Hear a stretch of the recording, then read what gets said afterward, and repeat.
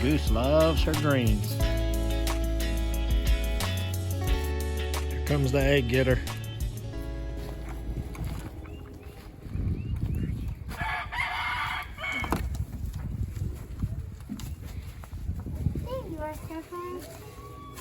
I told you she was probably in here. Alright, so the goose was bedded down right here this morning when I did morning feed, so you may feel around in there just a little bit.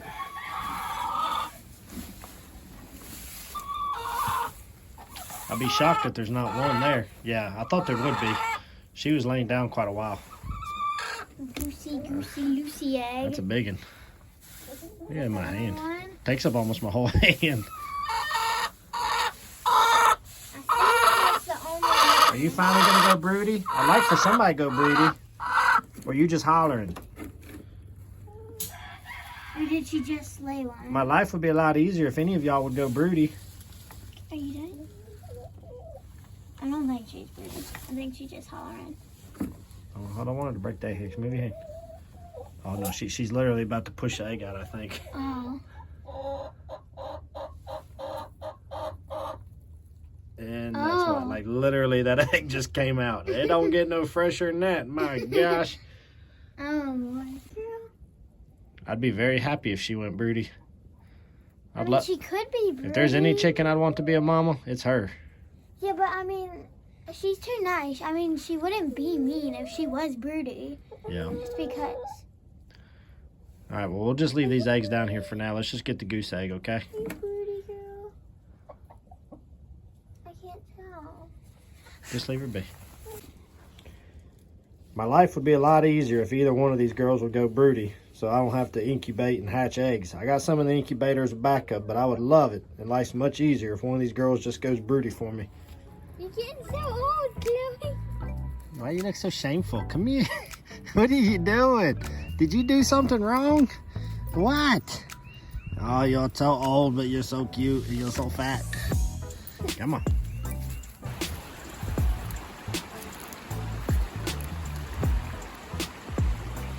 What's up, guys? Staying here from Rocky Creek. Took you down there, let you check out the chickens a little bit and kind of finding us a little goose egg since we didn't find one on the last video. But I saw her down there this morning. When I go out there in the morning and I don't see the goose, I peek in through that little glass window on the coop, and I saw her bedded down in that area that we get a lot of her laying her eggs. And so I know Miss Madison wanted to find an egg for once. So I had a good feeling we'd find one, so I took you down there today. But the chickens and the geese are not part of the reason for the video today. The part of the reason for the video is to talk about this camera here. I shared with you a while back where we got this Keen camera from ReoLink that runs off of a SIM card versus a Wi-Fi signal. And the motivation behind trying that camera out was after a bear killed one of our pigs, so we could try to get better security on our farm for areas that we can't reach with our cameras we have in our house that typically use a Wi-Fi signal.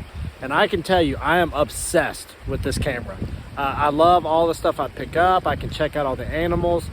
So far, we picked up everything from a ton of deer to a couple raccoons, a possum, something that may have been a fox one day. I don't know 100% sure. I just caught a little piece of it. But this is during the slow time of predator season. So I'm really going to be relying on this camera in the spring and summer months to stay on top of it. But so I did a monthly service on the original SIM card that we got, which was from a company called EIOT Club, I think, EIOT or EIOTT. We'll talk about that here shortly. And I paid monthly about $12.99 a month just to make sure it was working great, and it's worked really well. And I did another month of it, and after 2 months of trial, I liked this camera enough that I committed to 1 year of service. But I did not do it with the EIOT Club. I'm actually doing it with a company called Flexiboom, and let's talk about why, and if it works out, it'll be a better deal for me. So before I go over the different card that I switched to, we got to swap the card out because service is actually expired on this one now, so we need to remove this camera so that it's easier for me to swap out the SIM card. And there's actually a quick disconnect. I'll try to do this one-handed. There it goes. There's a quick disconnect that drops it off so you don't have to unscrew it completely. And let's swap out the SIM card and let's talk about why I'm gonna try this other company versus the EOC Club. All right, so first thing we're gonna do real quick to swap the SIM card is super easy because this thing's picking up a ton of motion.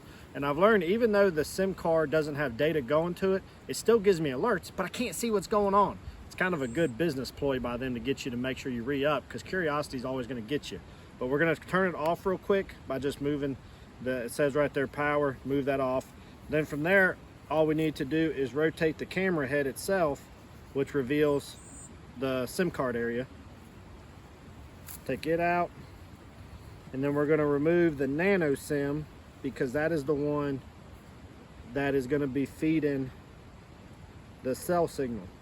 The only problem is trying to get these nano SIMs out is very difficult. You got to like find something small you can push in there. I usually bring me a little tiny screwdriver, and that makes it easier. So there we go. That's the EOC Club nano SIM right there, and we're going to swap it now with this Flexiboom one. And then if everything works right, I'll talk about why we're switching over. So when you get these things, they actually come with different size ones. You may be able to see there's 3 different sizes to punch out or perforated for what you need. And so we're going to do the other nano again. So I need to punch the real tiny one out, which will be the itty bitty one. And it's got the number of the SIM card on it right there. All right. Now that I got it in there, we're gonna cut the power back on, and after a little bit, we should hear that it's connected. So right now we got a red indicator light. I think it'll switch to blue once it gets a signal.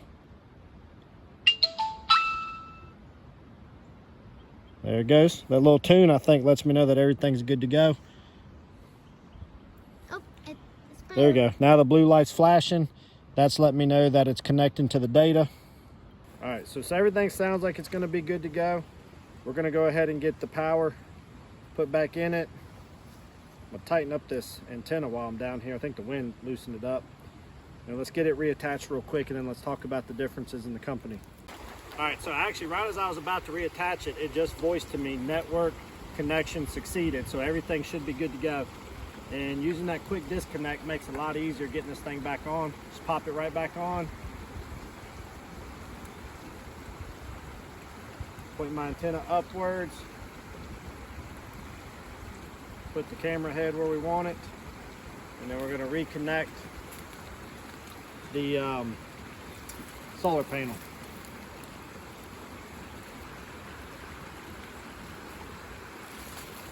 So we got it all back up. We got the antenna back upwards. Solar panels reconnected back in there. Everything should be good. I realized once the new SIM card was in that I have to reset the camera. You have to push in a little tiny button with something small right here. And once you do that, you delete out the old one and reinstall the camera, which only takes a minute, and then everything was up and running as it should. Once it got connected, I just went ahead and made sure that all the functionalities were working and all the settings were the way that I wanted them. And once we verified all that, everything was operating great, and we could close everything out and move on with utilization of the camera like normal. All right, y'all, so it's super windy outside, so I came inside so we could talk about this without a whole bunch of background noise. So this is the data plan that we were running for the first 2 months that we tested out the camera. And it was from EOC Club, I think is how you pronounce it. And this is pretty much how it comes. Now, I'm not saying packaging is everything, but to be able to reload this one, you know, all I have is this little bifold piece of paper. And I did reload it, and it wasn't too hard, but it's just a little bit harder to remember what you needed to be able to get into it. And then also when I was trying to figure out a lot of how to do this, I had to email them a little bit, and it was sometimes quite a bit of a delay to get a response. And then as I was becoming obsessed with this camera in a good way, I've been very, very happy with it. And the service that I'm getting is great. I love that it lets me know, you know, if it's an animal or if it's a person. Like the other day, I was at work, and I usually always just get animal alerts on it. And sure enough, during the middle of the day, it said a person and an animal. And I was concerned that maybe our pigs had gotten loose and somebody was maybe trying to get them back where they were. I brought it up, and thankfully it was just my wife's father had stopped by to let our dog out because we were going to be getting home really late that day. But it was great to be able to know whether I should take an alert more serious or not by being able to tell what's what. And so there's a lot of other great things that I've been very pleased with the camera on, but I decided that I definitely want to go for a year service. And that's where we settled on the one we just put in, which was Flexiboom. And this is how it came packaged. And it's a lot more user friendly if you're new to, like me, trying to figure out how to set this up. And not only that, but it's also, they communicated with me much better. Usually it was less than 24 hours that I got a response back, and they actually ended up being cheaper. And now the only difference is this one operates off of 2 cellular towers. I believe it's AT&T and T-Mobile, versus with the EOC Club, you can get 1, 2, or 3 services. And I think their triple play offers through Verizon. But I do foresee us running at least this one camera and paying a yearly maintenance fee. And with this one, I believe it's only going to run me about $99 a year. So basically $100 per year to have a camera that picks up off of cellular data that I can monitor areas of our property that our normal Wi-Fi cameras cannot reach. Now, some people said, well, you can get boosters for your signals and things of that nature. Well, I could, but to me, it seems like what I'm going to pay for this may actually end up being the better in the long run, and it's guaranteed to work. And so, you know, for me, I'm unlimited to where I put this thing. I could take this thing to a friend's house and run it for a little bit if I want to. Now, there's one major thing I want to talk about when it comes to the Keen camera from ReoLink that I actually was almost going to say not to mess with this camera, but I fixed the situation. And that was the battery life in it with the solar charger. If you remember when we got it, it was right in the middle of the winter. And we charged that battery up, we put it out there, and we had about a 2 week of a deep freeze. And the battery died within 5 days. I recharged it, I put it back out, and I got about 2 weeks and the battery died. And I really started to think that these batteries aren't worth it. The solar charger's not doing what it's supposed to do with its panel. But then I decided, hey, don't do it yet, let's see what happens. And so I actually moved the solar panel from, I had it on the left side of the camera to the right side of the camera. I had it on the side where the sun rises, and I actually moved it because I started realizing that it was becoming shaded very early in the day.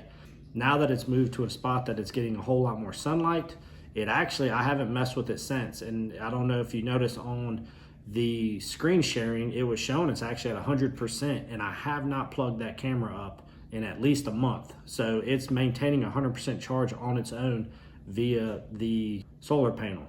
So overall, I would have messed up prematurely saying something bad about it. It really came down to taking some time to troubleshoot and set it up to where it works better.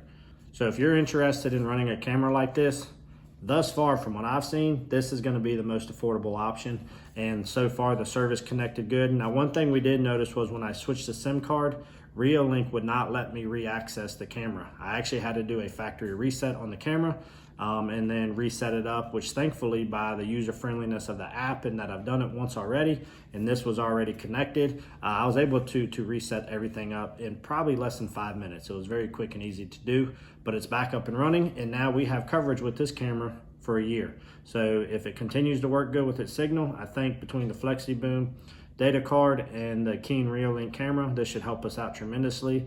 And honestly, if it does really good throughout the summer, I'm probably gonna look at adding a second one to our property. One to cover the front, one to cover the back, and I think that'll work out really well.